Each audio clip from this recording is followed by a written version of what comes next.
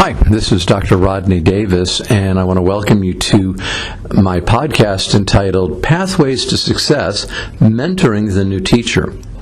So the title kind of gives you an idea of the direction that we're going to go with this session. We're going to look at how we mentor the new teacher, but we're going to look at various pathways to that, because the goal of mentoring is all about the success of that teacher and things that we can put in place that will help them to be effective in the classroom. There's a lot of research out there that talks about mentoring as one of the key tools that a school can use to improve the capacity of that first-year teacher or a teacher who is new to your school. So this presentation is going to look at that and provide you with some specific strategies and things that you can use if you are called upon to mentor a new teacher. So let's go ahead and get started. The first question that you probably would be asking is, who is this guy and why should I listen to him? I mean, I don't know him. You may have seen me at another presentation, but you really don't know much about me. So let me give you my biography. So I've taught for 32 years, and that's at the K-12 and higher ed level. My education is in religious ed, and I also have a doctorate in leadership and leadership studies. I have taught courses at the universities that are related to the topic of mentoring, and specifically a course that deals with the principal's role in establishing a mentoring program. Now, there are three goals that I have for this session, and with it being just about an hour long, it doesn't give us a lot of time to get into some of these topics, because you could spend several hours on this topic. But there's three things that I really want to set out as things to achieve. Number one is to look at some strategies that a school can employ to support the new teacher and the novice teacher. Now, the new teacher is someone who has teaching experience, maybe at another school, but is new to your school, so they need to learn about how you do things. And then there's the novice teacher, which is brand new to teaching altogether, and so they really need a lot of support because they've never set up a classroom, and so this is where mentoring is most valuable. The second goal that I would really like to address is, how do we increase the capacity and the quality of our teachers? Because a teacher is an asset to the school. It's one of its greatest assets.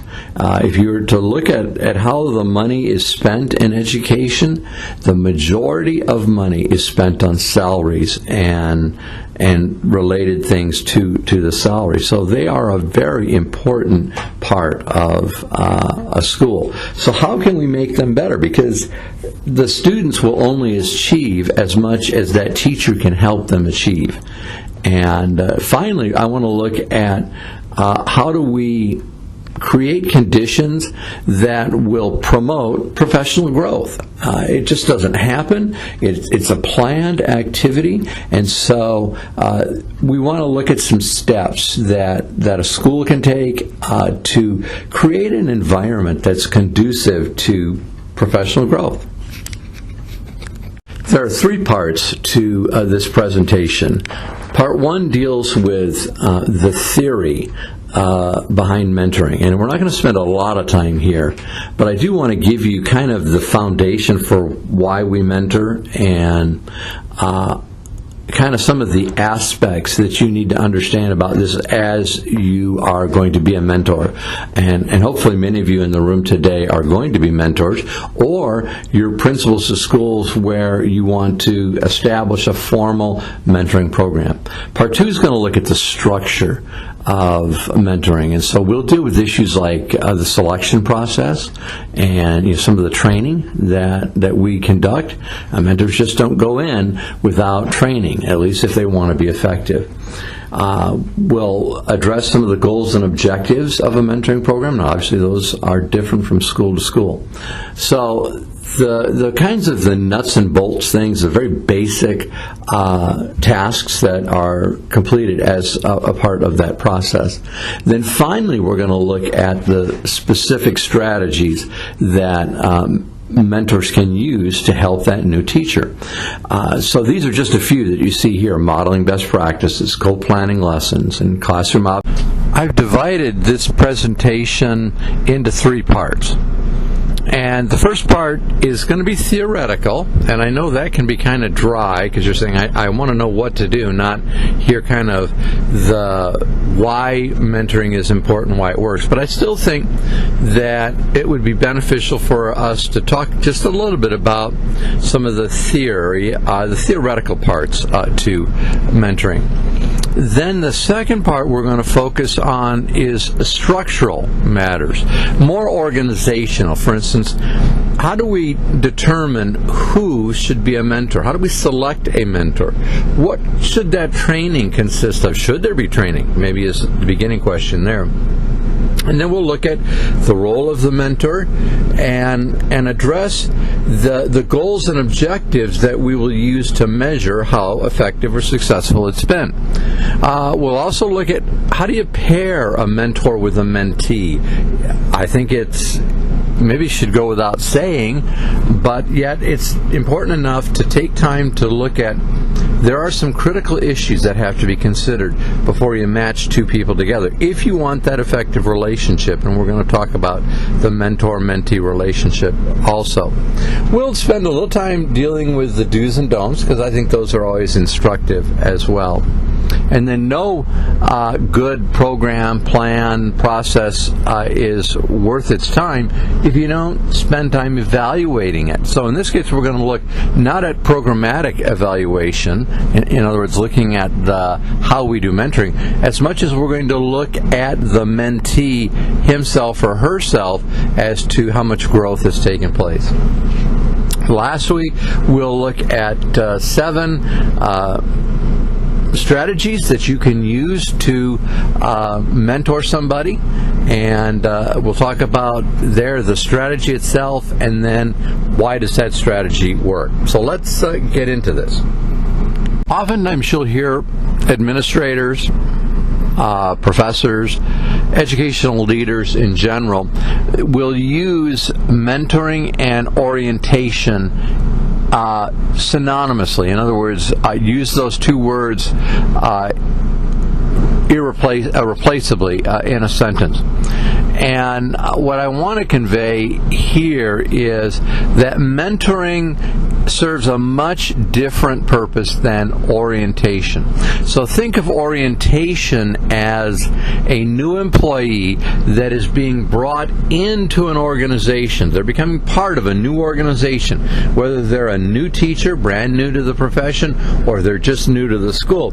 Orientation tells them about kind of the things that they need to know to be successful in the school from the standpoint of an employee.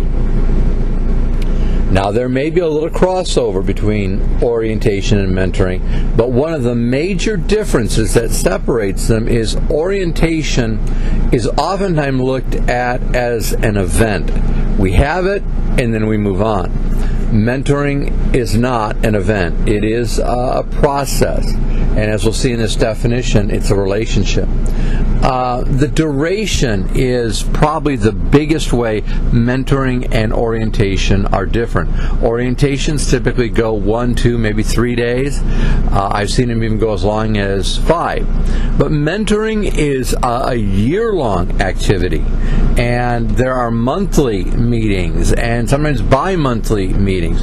So it is a much broader event. The focus of mentoring is the relationship between the mentor and the mentee. And we're going to look at that relationship here. Orientation is something that all teachers need, even teachers who are not new to the school. They need to be updated on new procedures that are to be followed, new processes to be followed, new documents that need to be completed. Mentoring focuses predominantly on what's happening in the classroom. Now, there may be some organizational issues related to mentoring, and we'll deal with the challenges teachers face in time management. That's a little bit different. That's more drawn out. The main focus, though, of mentoring seems to be, in all the literature, what's happening in the classroom and how we are investing in that teacher to make them a better teacher, increase their capability.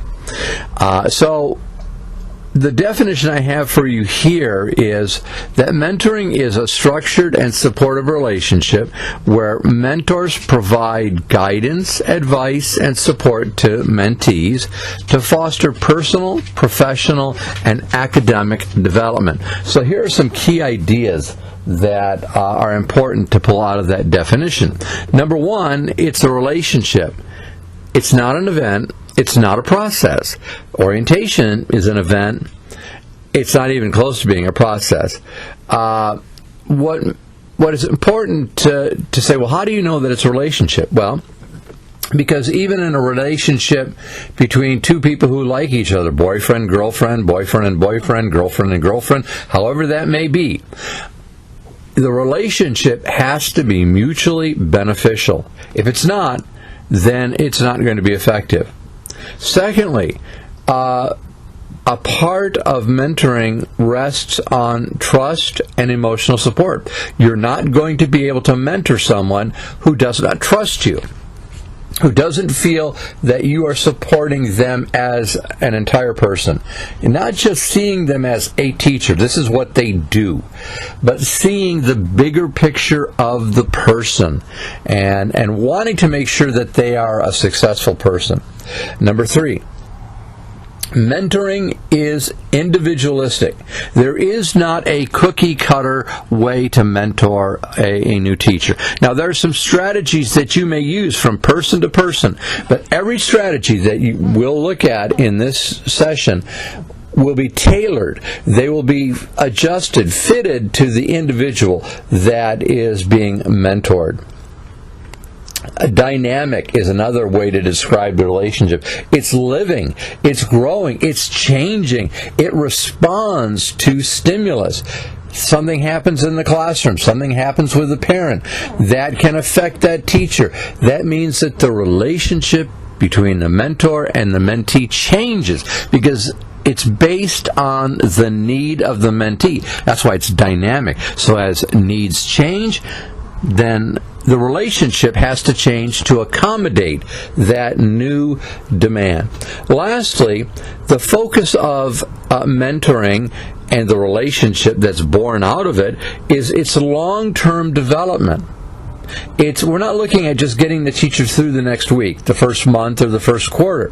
We're looking long term, the entire year. And these relationships that develop from that mentor-mentee can last on into the future. And the mentor and mentee become great collaborators as they work to improve each other's practice. The second big idea that comes out of this definition is that it's structured. It doesn't just happen. It's planned. Time is taken to decide what to do and how to do it.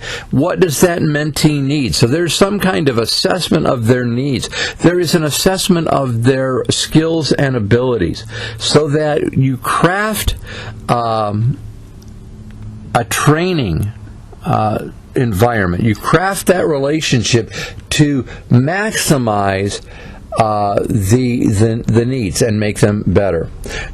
It's because it's structured, there are identified roles. The mentor has certain things that they are to do, the mentee has others, and they don't cross those roles. You have a barrier between them. Now, that, just because there's a barrier does not mean that you can't be kind and attentive and help that person. It just says that there are some barriers And we'll talk later on about respecting those barriers and making sure that we don't cross that line and maybe get into a situation that would not be good for the new teacher or for that seasoned teacher. Because it's structured, there is accountability. The mentor has accountability. There's things the mentor has to do in order to be effective. There are things the mentee has to do, and everybody is held accountable. That's why that evaluation is so vital at the end of maybe at the end of the quarter, at the end of the semester, at the end of the year. That evaluation is critical to see, did we achieve what we set out to achieve? And then, of course, as a structured process, that evaluation, as I've said, will improve the relationship, will improve the activities. You see, the goal is not only to improve the qualities of that teacher, but also to improve the qualities of the mentoring that goes on. I think it's valuable to do kind of a cost-benefit analysis, and this is a very informal one, on mentoring. Do we really need to mentor teachers? Because there's a great commitment on the part of the mentor. There's a commitment on the part of the administration at the school, on the part of the mentee. There's a lot that goes into this. And really, do we see any benefit from it when you look at the costs that are associated with it? So number one, the benefits that we get from mentoring. Number one, there is support during a very important time of transition. Now, when a teacher leaves their preparation program and takes a full-time teaching job, their life changes dramatically. No longer are they working with a professor or a series of professors who are observing them and giving them ratings and patting them on the head, telling them how good they are and they're wonderful, and we all want to hear that. I get it. Now they're in the real world. Now the responsibility for that classroom is not on a cooperating teacher, but on that teacher, that new teacher. And so that transition can be very challenging for the new teacher. Because some of as they come into the profession, they're not mature. They're growing and they're becoming more and more mature, but they're not a seasoned teacher yet. They're just beginning. And we all know what our first year was like. I remember my first year teaching. It was rough. I thought I knew what I knew, and then when I got into the classroom, I realized that I didn't know as much as I thought I knew. And had it not been for another new teacher and we banded together, that would have been an even harder year. There were no seasoned teachers near where I was teaching. They were all brand new. It was almost a complete turnover in the school. So mentoring was an important support mechanism during that really challenging transition time. Because part of teaching, not only what happens in the classroom, depends on how well you acclimatize. You get used to the environment of the school, of the hallway where your classroom's located. Just like when I come to the Philippines to visit, I have to re-acclimatize to the temperature there. Because even though I live in a tropical area, we have very different seasons. And when I get to the Philippines, it's very hot, very humid all the time. I have to acclimatize to the time change. There's a 13-hour time difference between where I live and where you're located. So that has to take place. And that same kind of acclimatization happens for the new teacher. Number two, here's the second benefit that I see, is we see increased retention rates. Hodgkins, in his research, and he was a demographic researcher, said that we're losing almost 50% of the teachers here in the United States. I don't know what that percentage would be in the Philippines, but we're losing about 50% of our teachers within the first 3 years after they graduate. And the rationale for that statement is oftentimes they are not fully aware of what it's like to be a brand new teacher, the pressure that's put on them, the accountability that's put on them. And so they leave for better paying jobs, or they work in the pure sciences if they're a science or math teacher. Or they'll leave and go to maybe a better school that has a different style of leadership. But what we find is when teachers have mentors, they are more likely to stay. About a third of them will stay past that 3-year mark because they have had the support that comes with a mentor. Number 3, mentoring benefits that new teacher by providing them ongoing professional development. You see, you don't come into a school knowing everything you need to know. You learn as you go. It's on-the-job training. It's one of the only careers that I know where on-the-job training can last 10 or 15 years, because every year you learn something new. You learn a better way to do something. Every time the curriculum changes, you have to learn new things. There are better strategies to convey the curriculum. So this is one of those jobs that has built-in professional development. So mentoring can be a piece of that ongoing professional development. And the added benefit of mentoring is that new teachers get to take advantage of what experienced, or what I call seasoned teachers already know. They learn from them. They don't have to repeat the mistakes that the seasoned teacher made. They can learn from that example and say, well, I'm not going to do that. I'm going to do something different. And number 4, mentoring provides academic growth, not so much for the teacher, but for the students. What we find is that teachers who have been mentored, their students benefit from that increased quality instruction and learning. More competent the teacher, the better the learning that's taking place in the classroom. And then the better that those students do on assessments, achievement tests that are offered. But with these benefits, I've also identified 6 particular costs that have to be taken into account. Number 1, there is a significant time commitment on the part of the mentor and the mentee. It's not just a come across the hall if you need something, I'll be here to help you. No, we're meeting 1 to 2 hours a month. Sometimes, and it depends on the school, but sometimes mentors and mentees will meet an hour or so a week. So that's 4 to 5 hours a month. Number 2, mentoring is an emotional labor. In other words, you're vesting a lot of emotional energy in a person. You want them to succeed. You are concerned if they're struggling. You're concerned if they're stressed. You become like a surrogate parent to this brand new teacher, this baby teacher. And so that emotional pressure can be a weight on the mentor teacher and can stress them, because also, remember, they have their own class that they are concerned about as well. Now, here's another cost. Number 3, the potential mismatched pairs. If we don't pair these people properly, we end up damaging a potential relationship. We're ineffective in our desires to improve the quality of that teacher, and what ends up happening is the success that we want that teacher to experience gets delayed. Another aspect of mismatched pairs is the fact that the mentee can resist feedback that they're given. They can't handle the feedback. They cannot accept correction, where someone says, you really need to try what you're doing a different way. And that is a cost of this. This is part of it, which can cause a teacher to be completely ineffective. And if it's severe enough, they may lose their job over it.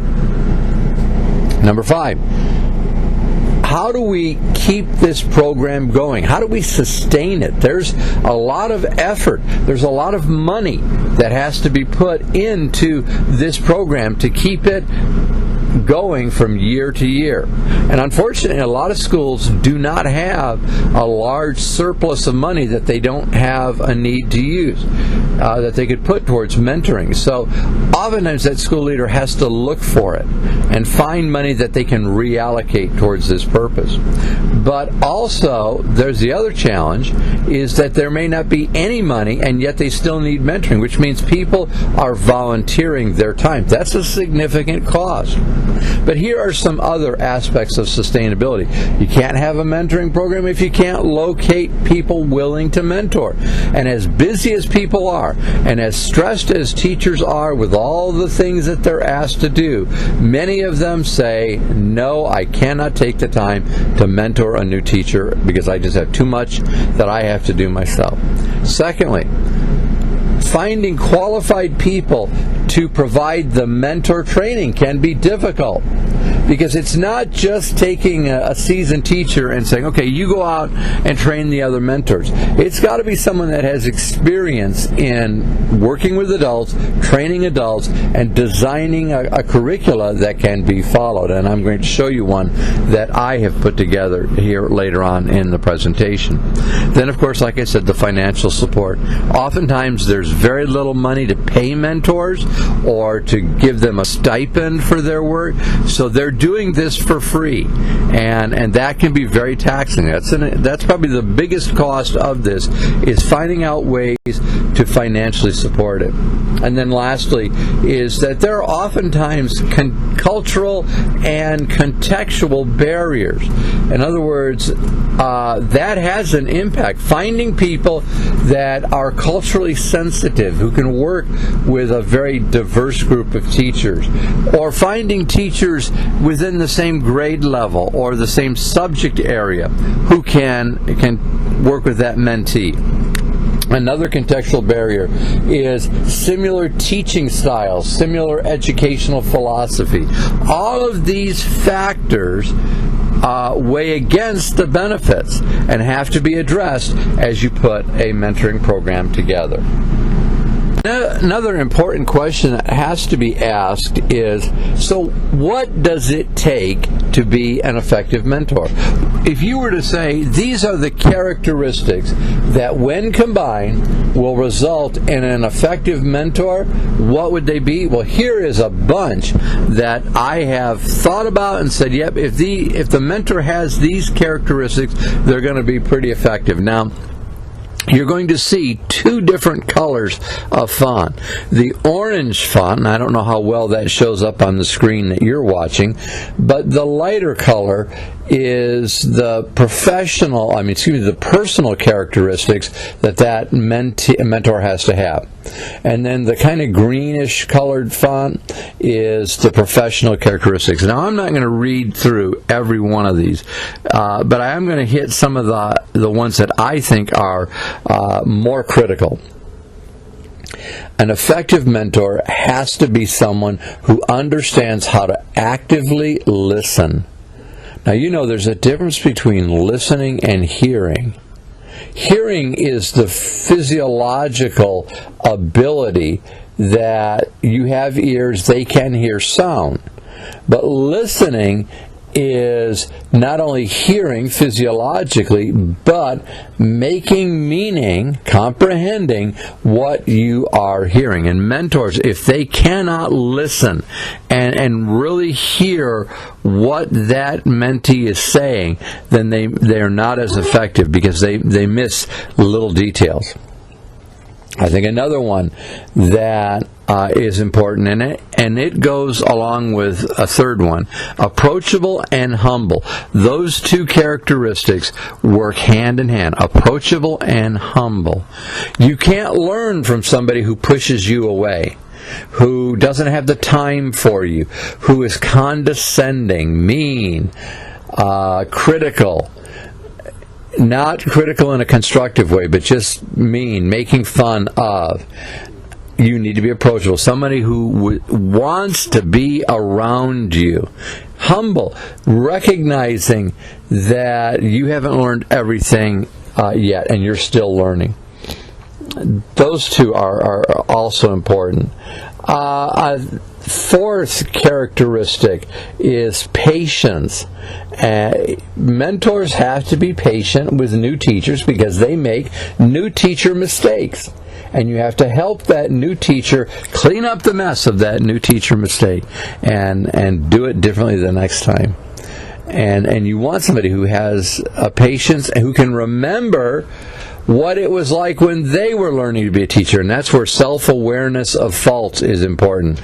Not only are you patient, but you're aware that you make mistakes even today. Even though you've been teaching for 20 years, you still are making mistakes, but you're learning from the mistakes. And see, that's the other thing that goes with this, is that you are able to be open-minded. You're able to give constructive criticism as well as take it too. Another key characteristic, encouraging and positive. We need mentors who can say something that might be hard for a new teacher to hear, but also something that they can say it in a way that's not devastating. And then lastly, I think this aspect of expertise. You've got to be knowledgeable of your craft. Before you can teach others, you need to have demonstrated expertise and have credibility. People look to you for the answer. And if you're not someone that people look to for an answer, then you're probably not the person that needs to be mentoring somebody else.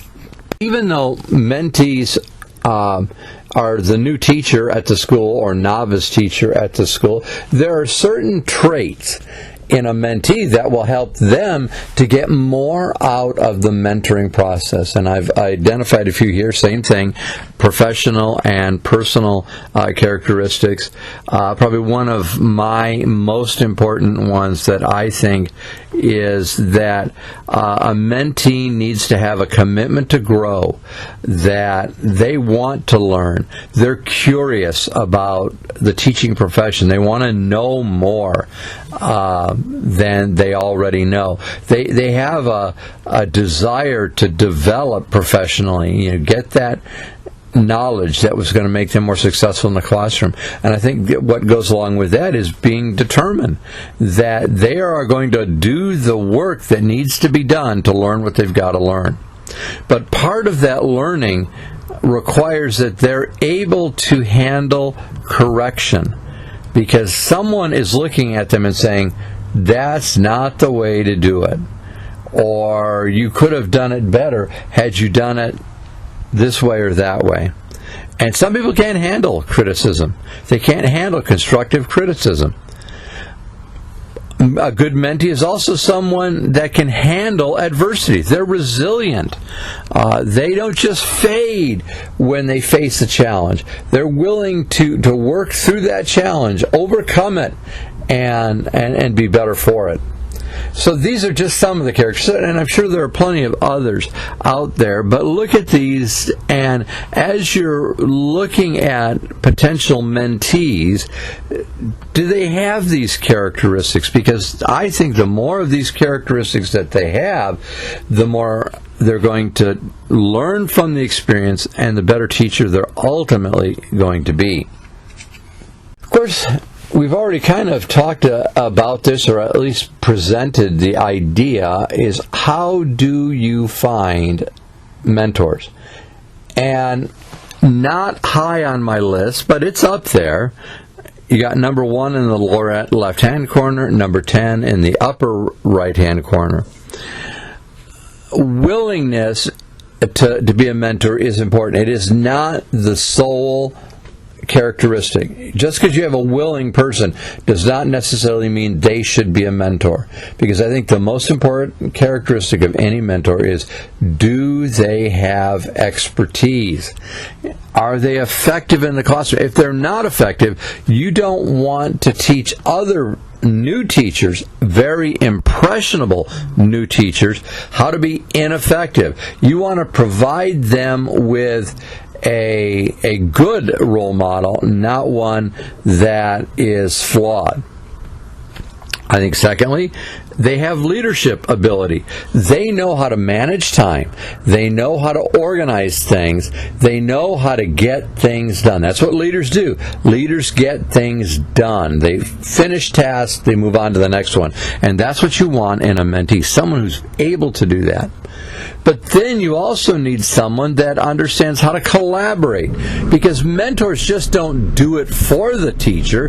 Their job is to teach the teacher how to do it. Kind of like if you give a person a fish, you'll feed him for one day. But if you teach them how to fish, you feed them the rest of their life. So if you do it for the teacher and you just do the work for them, they don't learn anything. But if you teach them why things are done, how they're done, then they can take care of it themselves. And from that point on, they are accountable to do that. Not as common, and it's probably a word that many of you don't know. It's called andragogy. It's at the top of the list there. That sounds a lot like pedagogy, and it's very similar. Pedagogy is the science about how children learn, how they acquire new information. Andragogy is the same except for adults. It's the science of how adults learn. And so you do want someone that understands that adults learn differently from children, and they use skills that you wouldn't necessarily use with children. So, for example, one of the main skills that you use when teaching adults is that you build your learning experiences on top of the experiences that the adult has had. Remember, adults come to you with a wide amount of information and knowledge. And so your job is to take that knowledge, use it, and then repackage it in a way that would make it beneficial to the novice teacher. Some other mentor selection criteria.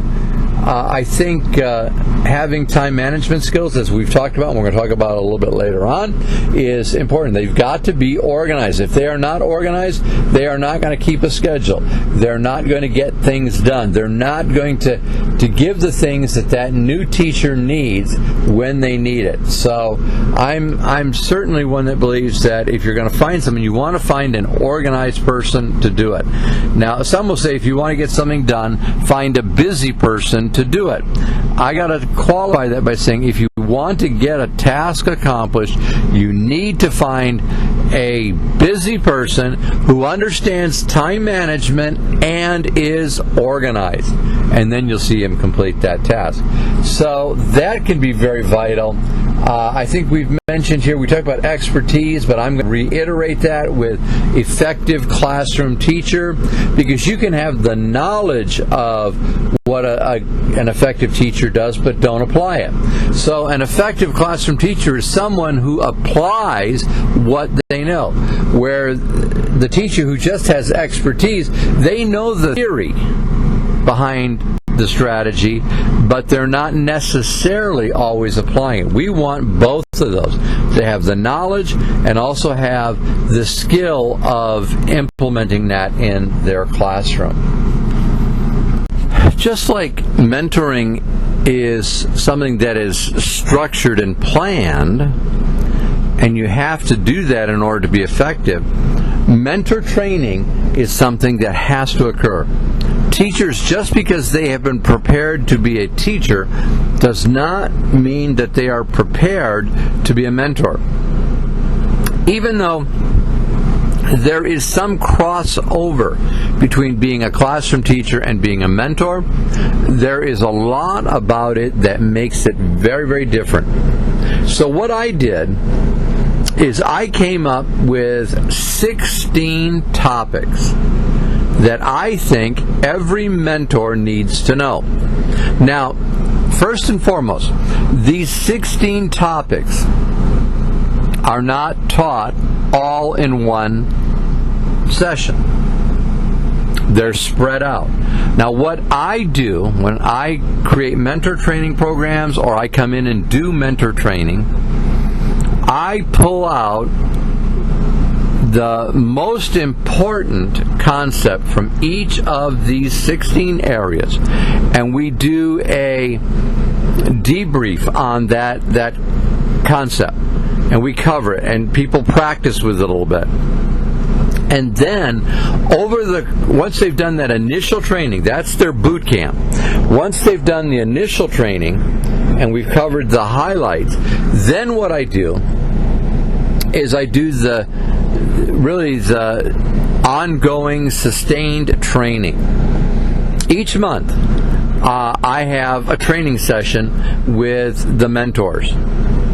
Just like the mentees are involved in training activities, the mentors are involved in a training activity. That's why I told you there's a significant time commitment between being a mentor, because you're being trained and then you're working with that mentee and providing training. So then in those monthly trainings, I go in depth on concepts from each of these 16 areas. And each training meeting, we cover a different aspect. So within the course of a year, they've had really two major opportunities to encounter this topic. So let's take the first one at the top left, communication. It's in the kind of lighter blue box.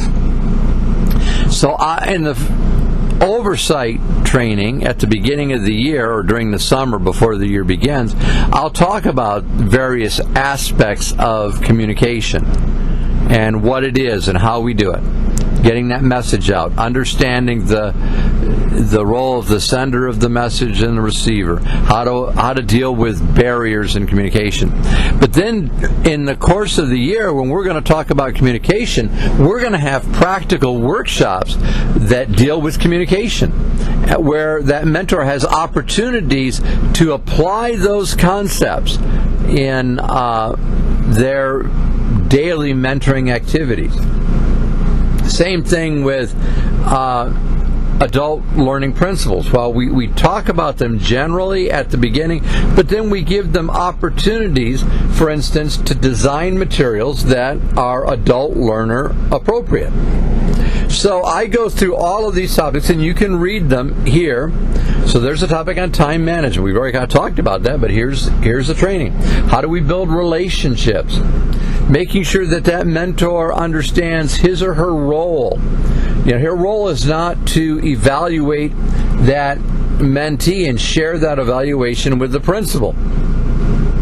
The evaluation is there to help make adjustments in what you're teaching so that the mentee gets more out of it. That evaluation is key to how do we improve the program overall. We'll also, in the kind of the dark gray box at the bottom row, third from the left, you'll see we have conflict resolution and problem solving. Because whenever you have two people working together, you're going to have an opportunity for conflict, and it needs to be resolved. So we give them the skills on how to resolve the conflicts. But then there are other topics there that deal with, like, reflective practice. And that particular topic deals with how do we think about our teaching, and what can we do to learn from our own teaching how to make it better. So all of these topics are important to the mentor training. I suppose that you could do this in a 2-year study. I've tried to do it in a 1-year study, and you can kind of do it, but it'd probably be better to spread it out over 2 years. But the challenge, this is one of the costs, is keeping teachers willing to be mentors more than just 1 year. Many times you'll get them for a year, and then after that year they decide they don't want to do it anymore. So you almost have to do this in 1 year, but if you could spread it out over 2 years, it would be just that much better. So training is critical. You're not going to be an effective mentor if you do not train, because there's just so much to learn about how to work with new teachers or novice teachers. So this is one of those ways that if you're not training, you're not going to be as effective as you could possibly be. before you can have a mentor-mentee relationship, you have to pair them. And I think it's worth some time here to look at how we go about pairing these two people. It's not just they're across the hall from each other, their classrooms are next door to each other. It's certainly not just the fact that they teach the same subject or they teach the same grade level. What we're trying to do when we match make them, and that's my word, pairing is another word that's often used, is that we're bringing two very diverse individuals together. And the purpose of bringing them together is that we want professional growth to take place. I suppose in some way you might say, well, it's kind of like a marriage. Yeah, it's kind of like that. But the idea here is that when you're pairing two people together, you're trying to create a platform on which a professional relationship is going to grow or it's going to develop. So, you want to be careful at this stage because you don't want to put two people who should not be together in this relationship, because all that does is just causes problems for the new teacher and the seasoned teacher. And let's face it, if you do that, that relationship that we're talking about, it's going to fail anyway. So the goal then is how to bring people together that are actually going to work well together. At the heart of this pairing, again, the willingness of a person to be a mentor is going to be critical. But not only that willingness for that person to be a mentor, the mentee has to be willing to learn, to be taught. They have to be teachable. If they won't learn from other people, then they can't be mentored. And I would say that if you can't mentor them, then they have no business being on your staff at the school. And that's what I would tell principals. If you don't have a teacher who is willing to learn, then they surrender the right to teach. Because you can't teach people what you don't know and aren't willing to learn. Another aspect is, does the mentee have respect for the mentor, and vice versa? Does the mentor have respect for the mentee? That mutual respect goes a long way to building that relationship. And then, yes, there is a place for having similar teaching responsibilities, same subject area, same grade level, they're in proximity. I mean, you don't want teachers that are on opposite sides of the campus because they can't get together. It's very hard to bring them together. So you want them close in proximity.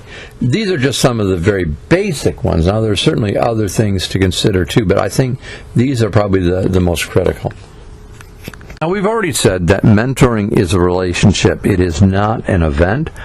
It is a mutually beneficial partnership between two people, professional partnership.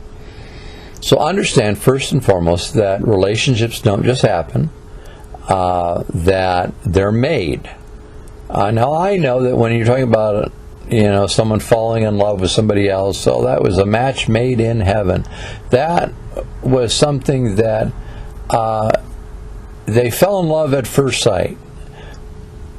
In mentoring, you make that relationship, and you start with getting two people that are at the same place, have some of the same values. In other words, the mentee wants to learn, the mentor wants to teach. Secondly, understand that even though you pair people together, you can't force them to get along or even work well together. So you've got to look at people and their ability to work with others. If they don't work well with others, you don't want them being a mentor. So, and that will inhibit the relationship anyway if they can't get along with others. Also, there are some particular steps that you can follow that will build a better relationship. And what I've done is I've outlined 7 steps. And if we follow these steps, the ultimate result will be an effective mentor-mentee relationship. Now, they're not in any particular order, so don't read into the order anything. Number one may be important. It may not be the most important. So just they're not in any particular order. But number one, consider mentee strengths and areas of improvement. What does the mentee need from a mentor? How much support do they need? Number two, have you determined what an effective match would look like? So did you take into account their teaching experience, their subject matter experience, any interpersonal skills or cultural competence that they may have? All of that criteria is important to know before you put two people together in this type of relationship. Number three, think about the personalities and the teaching styles. Now, I know you could say, well, that's interpersonal skills. I'm going to separate that out. Personality. Is this an outgoing person or is this an introvert? Because you certainly don't want the mentee overshadowing the mentor if the mentor is an introvert. So you want to consider that. Do they have similar personalities? Not that if they're the same personality, they might come to odds on what to do and not get along. But do they have compatible personalities? And then the teaching style. By the point that you pair them together and to start to establish that relationship, you should know that teaching style. And when I was a principal, I always had the new teachers, give me a rundown on what was their style of teaching. And I wanted to know that so I could see when it came time to pair them with a mentor that I could find someone that had a similar teaching style. Number four, looking for opportunities for self-selection. In other words, it's not wrong if the mentee wants to find their own mentor, because they may find somebody who doesn't have exactly the same teaching responsibility, but somebody who they get along with personally. And that's fine if they do self-select a person and that person is willing to be a mentor. So you certainly want to have that as an alternative. Number five, in order to build an effective relationship, you've got to have that ongoing training. Remember I told you I had two different kinds of training. Had a short-term, week or so of training, and then monthly meetings for an extended period of time. So that training, if you're not going to provide training, you're really going to have a poor relationship between the mentor and the mentee. Number six, mentor relationships require constant monitoring and have that willingness to adjust as needed. So as you watch what's going on, the dynamics between the mentor and the mentee, you may decide that you need to do something different. And if that is the case, then make the change. And then lastly, what is it that you're trying to achieve? You need to clearly know what the goals and objectives or expectations are for the relationship. The mentor needs to know that. The mentee needs to know. Everybody involved needs to know what the expectations are.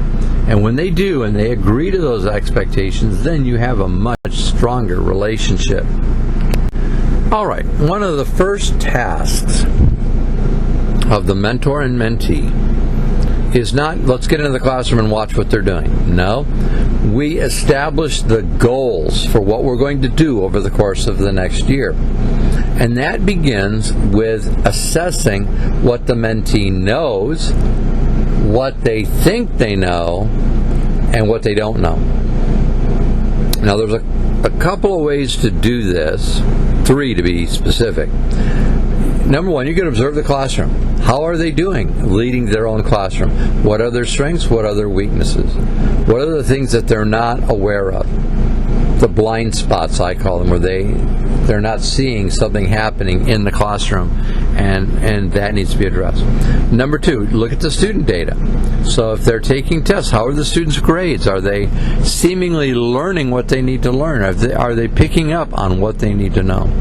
And then lastly is self-assessments, and there are plenty of these that you can find online, where the mentee evaluates their own teaching and says, this is where I think I'm strong, this is where I'm weak.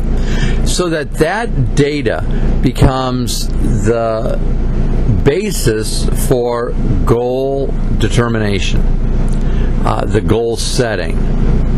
And the mentor and mentee work together to establish the goals of this training. What are we going to do? What are we going to accomplish? At the end of the day, how will we know that we were effective? Well, we did these 5 things. And you may want to establish some learning goals for that mentee, not just how to lead a small group, but actually other learning goals. So you might want to first focus on instructional skills. Where are they weak when it comes to instruction? Then secondly, you might want to address student engagement, because if students aren't paying attention, they're most likely not learning either. Third is helping them establish classroom procedures so that papers get turned in on time, they get returned after they're graded, how you're going to manage the learning environment so that there are no distractions, or at least the distractions are minimal and they don't affect the learning or instructional time. Number 4 is the classroom discipline. Many new teachers struggle with how to discipline a classroom, because even though they have experience as with a cooperating teacher, they don't always have a lot of experience disciplining somebody else's kids. And this is an area where I think most brand new teachers will say, if I'm weak in classroom discipline. And then finally, student achievement. What's involved in that? What kind of assessments does the school give? What does that new teacher need to know about those assessments? Once the goals have been established, you need to develop an action plan. And an action plan is nothing more than a statement about how you're going to achieve the things that you've set out. And so I put a little sample action plan there for you. And number 1, establish long-term and short-term goals. And then 2, and this is even more important, define specific objectives. Remember that objectives are measurable, not goals. Goals are vague, broad, inspirational. Objectives are short, specific, and they can be observed so that they can be measured. And with measured, they also have to be achievable. Nothing more frustrating than setting an objective that nobody could meet, even the most experienced teacher. And then thirdly, that the objectives are relevant to those mentee needs. An action plan requires specific steps. So step 1, you're going to do this. Step 2, you're going to do that. And so on and so forth.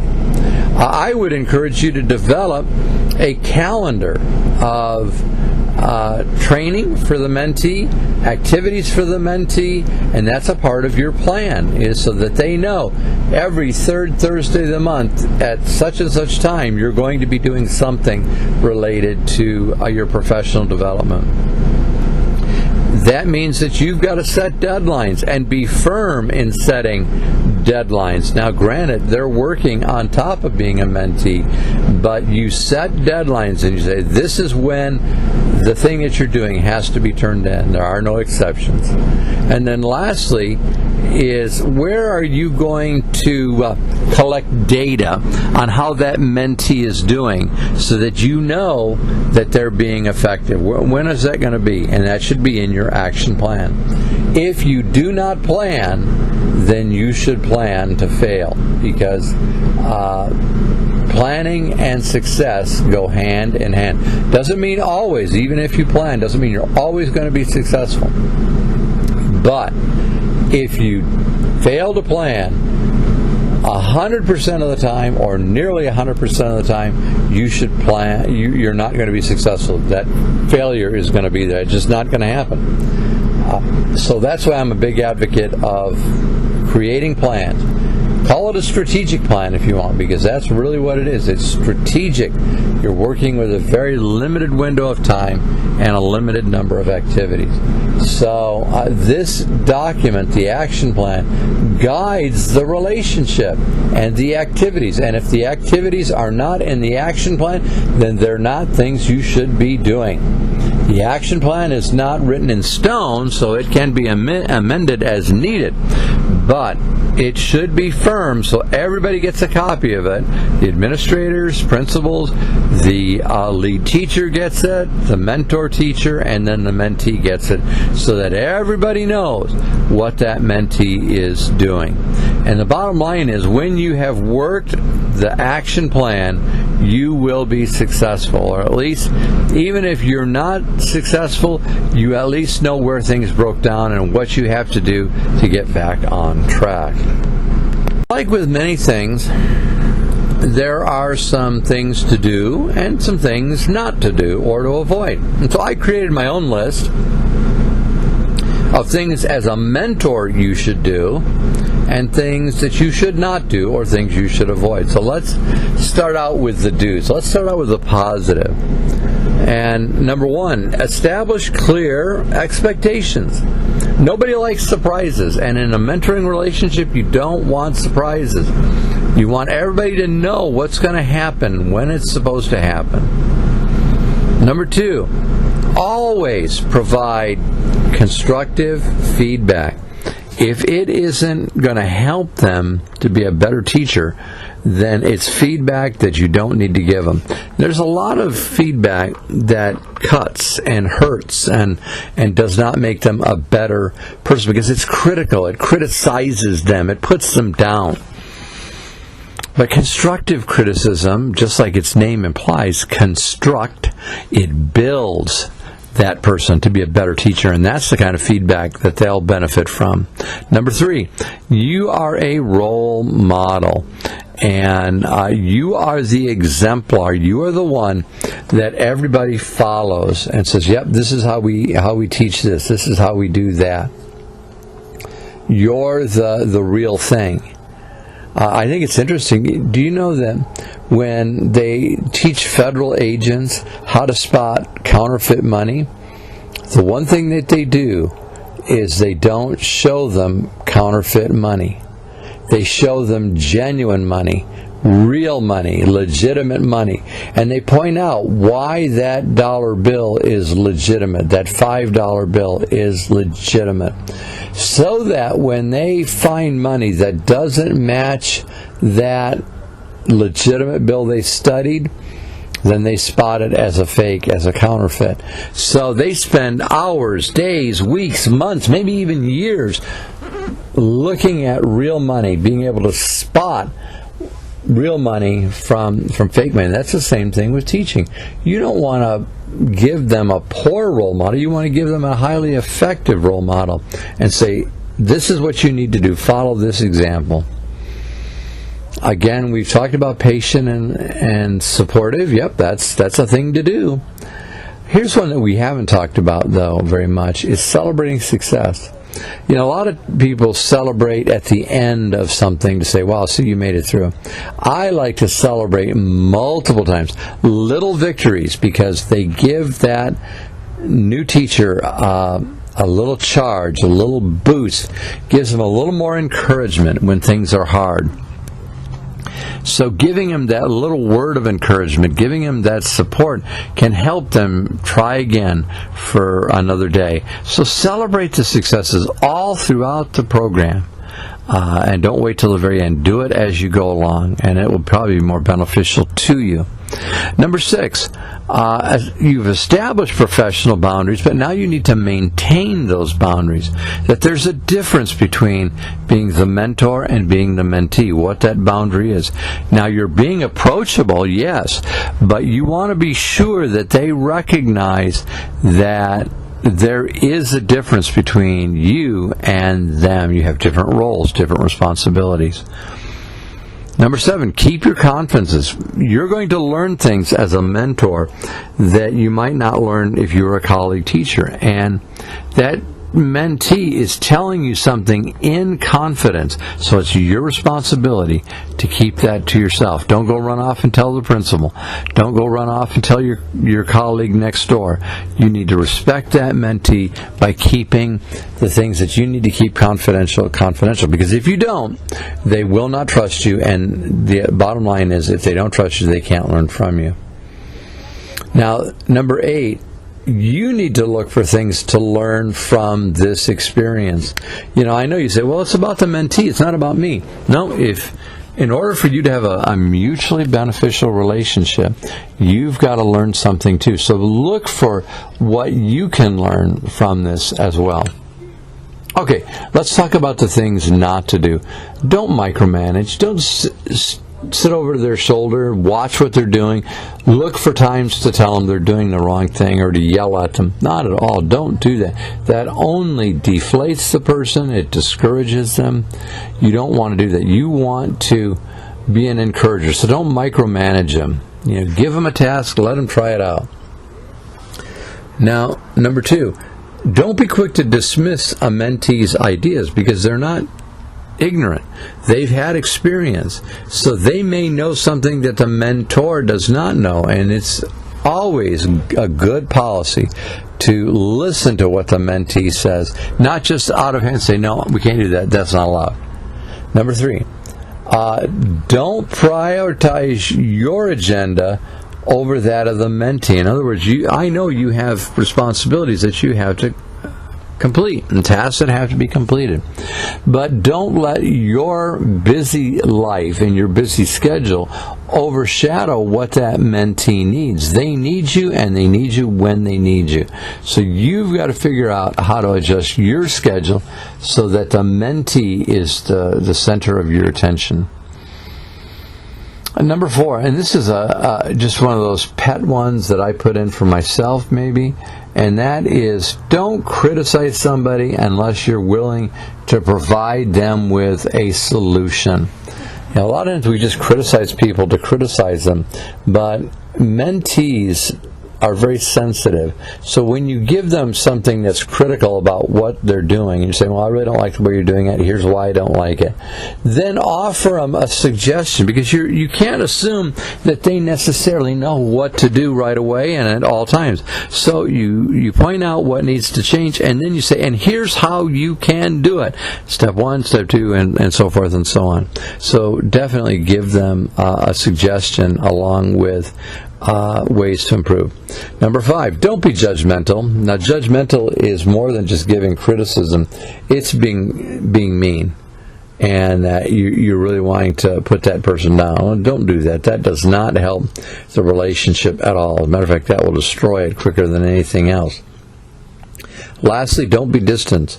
I have seen a number of mentors that went into that person's classroom and said, yeah, I'm across the hall, if you need anything, come see me.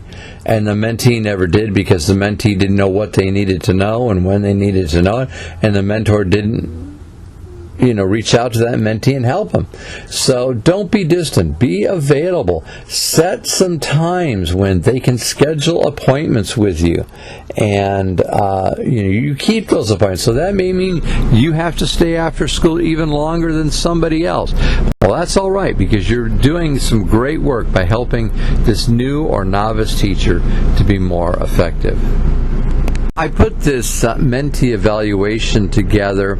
I'm not completely devoted to the percentages. I just put some in to kind of give you an idea. These are the areas in which I would evaluate a mentee. And so I created a pie chart, and I put each of the areas. Now, these areas should be connected to a goal or an objective in your program. So these are things that I would want to gather data on, and you can see them listed there. Now, like I said, don't read much into the percentages. I just put that there as an idea. So with each of these areas, you create a question for which you are going to go gather data to answer that question. So let's look under goals and objectives. Were the goals achieved? After everything is said and done, did the mentee do what he or she set out to do? Another one, application, which is to the left there at the top, brown. Did the mentee apply what they learned? Because, if you're not going to apply it, what's the point of teaching it? And I have seen so many teachers go to conferences and not take one idea back with them and use in their classroom. And I've seen others who went to lots of workshops but never applied what they learned. And I don't want that to be the case for a mentee program. I want them to get something, take it, and use it. Modify it for their classroom, but the idea is it's something that they're using. And then another area that the experts suggest is, what is their confidence level? Every teacher has a different level of confidence. They're at easiness with the circumstances.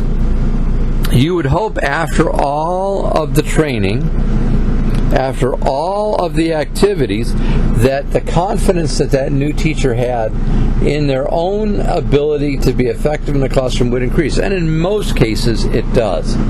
So if you could identify that level of confidence, or get them to self-identify a level of confidence, that may help you to determine how well did the mentee respond to what we were doing. So this is just one way to evaluate. There are plenty of other criteria that you can use besides this. Probably the main message is, don't get trapped up in the details. Your idea is to evaluate the mentor in his or her interactions with that teacher here in your school. And I think if you do this, you'll learn a lot about your style as a mentor, and your style and your capability as a mentor will increase just because you've looked at what you've done and you realize that there's some things that you need to do differently. All right, let's get into the mentor strategies, because that's probably what you all want to hear. And so the very first one is modeling best practice. That's probably the foundational strategy every mentor uses. Here's how it works. Mentor invites mentee into their classroom to watch a lesson.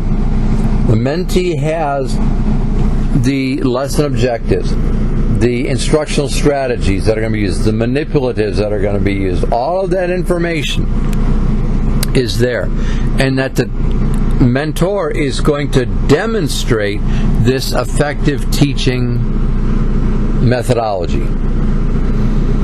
And the purpose is for that mentee to see how it is supposed to be done. And then they take that experience back to their classroom. So here's how that cycle works. Number one, mentee comes in, mentee watches experienced teacher teach. Then the mentee goes back to his or her classroom, and the mentor watches the mentee teach and provides correction where maybe the mentee's not doing it quite right, offers suggestions for better ways to do it. So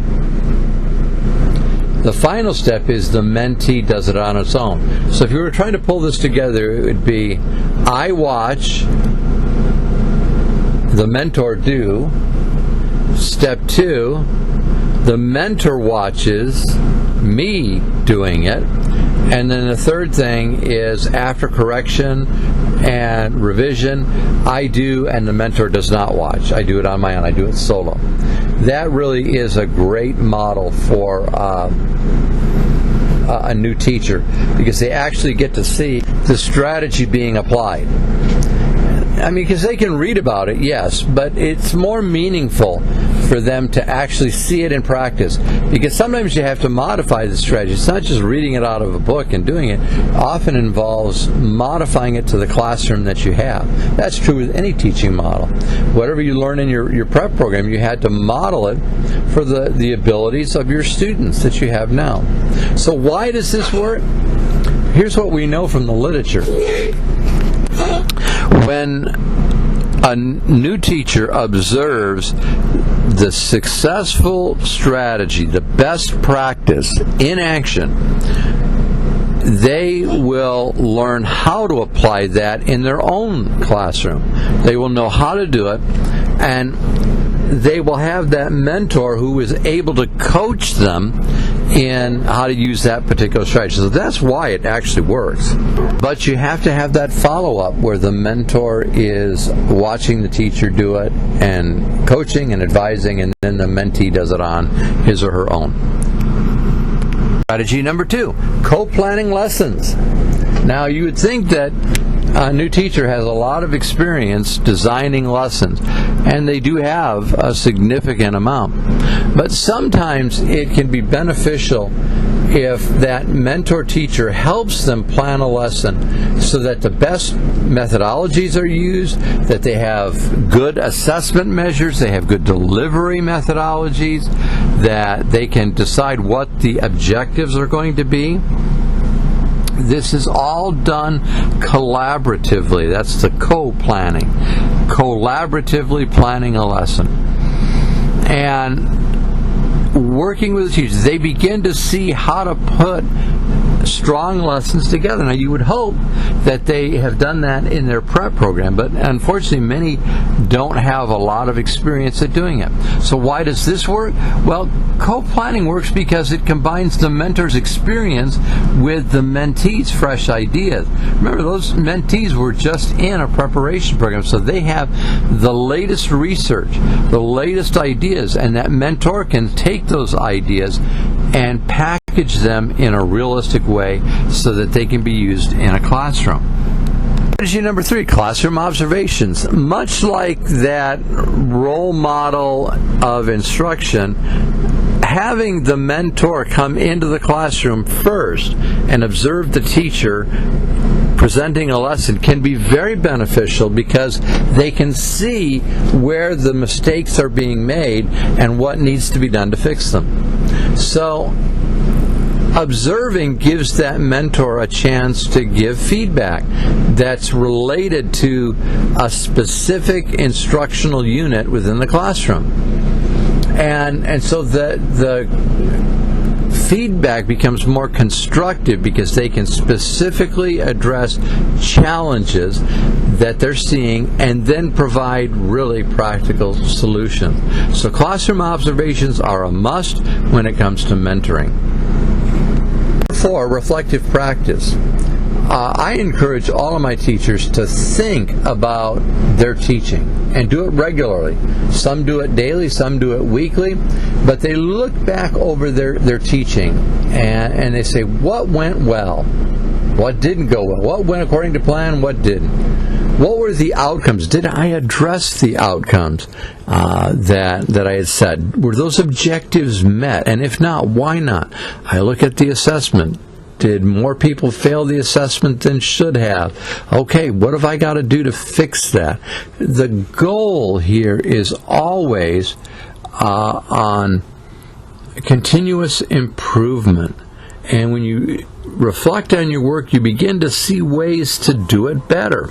Maybe to be more efficient, to be more deliberate in what you're doing. So we know that reflective practice works because it fosters a self-awareness. People don't need to tell you what you're doing right or doing wrong. You know it because you've been reflecting, thinking about your professional practice, and that really results in your own professional growth. So this is a skill that most new teachers have to be taught how to use because they don't know. They're not taught this in a prep program.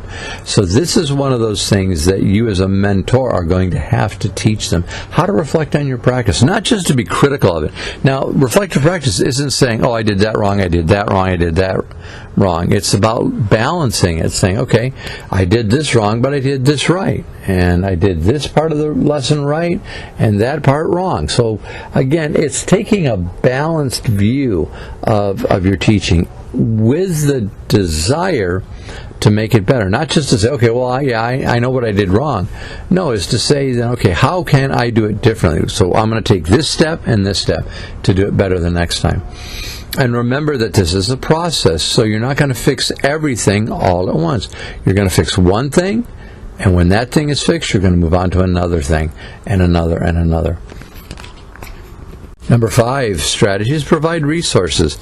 You don't know how much stuff that you acquire as a teacher until you've been teaching 20 years, and you have your closet full of just stuff that you've used over the years, materials that you've made, bulletin boards that you've designed, manipulatives that you have. You have a ton of stuff that you've collected over the years. But think about that new teacher who's coming into school with little to nothing. And you as a mentor can be a great resource to them. Not saying that you have to give away all of your stuff, but that you can provide resources that they can use. Articles that you think they should read, books that they should read, videos that they should watch, streaming videos that they should watch. All of these things. You're providing resources that basically will encourage them to engage in ongoing professional development. That's what you're trying to do. So you're providing those resources. Yes, you're very much like Santa Claus as you come in. As a matter of fact, each time you meet with a mentee, you should bring over something that you've done, you've used, and it was effective in helping you. And certainly tying it to a part of the curriculum. When I teach this math concept, I always use this manipulative, or I always use this poster. Give it to them and say, here's something you're going to be teaching, and here is a way that you can teach it, and I have seen kids learn from it. Share that with them. Don't make them try to figure it out. You've learned, so you freely were given information, so freely give it to them as well. Obviously, it works because we know that continuous learning is critical in education.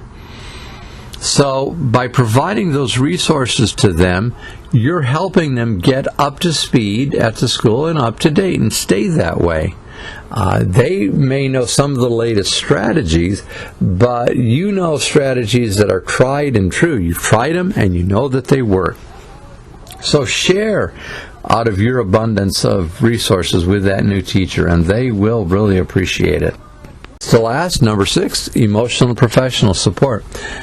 It is a strategy. It is a gift. This is where empathy comes in, because you can sense the need that this person has and be available. Sometimes you're just a sounding board. You're a listening ear, and you hear what is troubling them, and then you help them to solve their own problem. I mean, that's usually what good counseling is not telling them the answer, but helping them to find the answer themselves. And when you do that, you find that they pretty much already always knew what to do or what they should do, but you created an environment where you allowed them to be vulnerable with you, but also being vulnerable in a safe space. And that's what you're doing when you're providing that emotional support, because this job is tough. And we don't make it easy on new teachers. And so there's a lot of emotional stress out there. Am I good enough to be a teacher? How am I going to work with these kids? But then there's that professional stress that comes too, with all the things they're being asked to do. And the learning curve that new teachers have is almost vertical, straight up things that they have to learn, so many things. So you can be a calming influence on that new teacher. And I would encourage you to be that for them, is to being a calming influence. So recognize that there are demands being placed on them, but also make them aware that it's going to be okay. They're not the first new teacher that has ever existed, and they're going to thrive because you're there as a mentor to help them. Final strategy that I want to share with you deals with time management and organization. There are 24 hours in a day. You're not getting any more. And sadly, we have tried to cram more work into that 24-hour period of time than we can possibly ever accomplish. So one of the things that you can do is to help this person get organized, creating processes and and ways of doing things that will make them more efficient, that they'll be more organized, clean up their desk so that they know where things are and everything is put back where it's supposed to be. And sharing that information with the students so the students know where to put papers, and they always do it. You create organizational routines for them. And in a time management workshop that I do, we spend a lot of the workshop dealing with how to manage time. Time is something you manage. You only get so much, and you got to make use with what you have. So the more organized you are, the more time you will have left out of that 24 hours to handle important instructional activities. So this is a great place where you can look for tips. You've done this long enough as an experienced teacher, so you know how to be efficient, and you know what things have to be done, what things can be put off a little bit. So share that with this new teacher. Share those secrets that you've learned over the years, and don't force them to learn the lessons you learn in this area. Give them the tip and say, if you'll do this, you'll save yourself time, which will give you more time for this unit, this lesson. So time management is probably one of the most important skills a new teacher can develop. They've got to get themselves organized. And when they're organized, if they'll maintain that organizational scheme, they will always be effective in the classroom.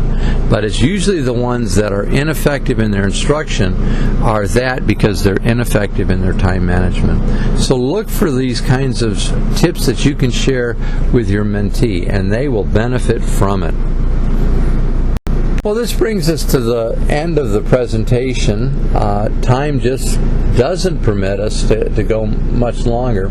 So here are some key takeaways that I want you to make note of. That, if you're going to be an effective mentor, your responsibility is to build trust and rapport with that mentee. That's right, establish a relationship.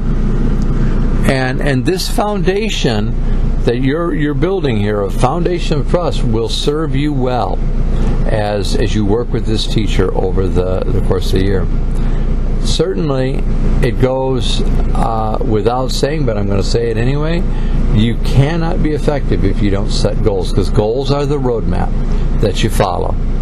And if you don't set out with a destination in mind, you'll always end up lost every time. So take the time to establish the goals, set the objectives that will help you measure your progress towards those goals. Number 3, always provide constant feedback, constant encouragement to build this person up. The profession knocks them down. Parents knock them down. Unruly parents are the worst. Kids who are disobedient can really knock a person down. So that's why it's vital for you to provide continuous feedback on what they're doing right, ways they can improve, always finding ways to encourage. Don't tear them down. Build them up. Number 4, another key takeaway is fostering that professional growth. This is what mentoring is all about. Growing as a professional. If they're not growing, you're not doing mentoring right. Obviously, number 5, we talked about this, but I don't want to miss a chance to hit it one more time. Celebrate the achievements that you make as you go through this. And don't wait for the end of the year to do it. Celebrate now. Take them out to Kalea's, if there's a Kalea bakery near you. One of my favorite bakeries in the Philippines is Kalea's. And if there's one near you, take them out for a piece of pie, something sweet. Bring them chocolate, bring them candy. All of that says you're special, and I recognize that you achieved something, and it's worth mentioning. You see, we don't want to wait till they're dead and gone to tell them how wonderful they were. You want to tell them as you go through, wow, you really did that well. It is those small victories that add up into big conquests, and you want to make sure you recognize those. Lastly, we're not just teaching them for the short term here and now. We want to get them to become lifelong learners. And if we do that, then we will have really achieved a big part of what it means to be a mentor. And so, again, I strongly encourage you to convey a mindset of curiosity to them, always wanting to know more about their craft of teaching and how they can do it better. Well, thank you for giving your time. I really wish that I could be there in person to deliver this. It's a lot more fun to watch a person than just to hear a disembodied voice, but it is what it is. It's what we have. I hope that you will get something from this session. You'll get a copy of this so that you can have it to review again, and I really wish you would, because there are things here that I think you need to think about, and as you do, it's going to make you a better mentor. Well, take care. I look forward to seeing you sometime in the future. This is Dr. Rodney Davis, and it has been my pleasure to be your podcast host.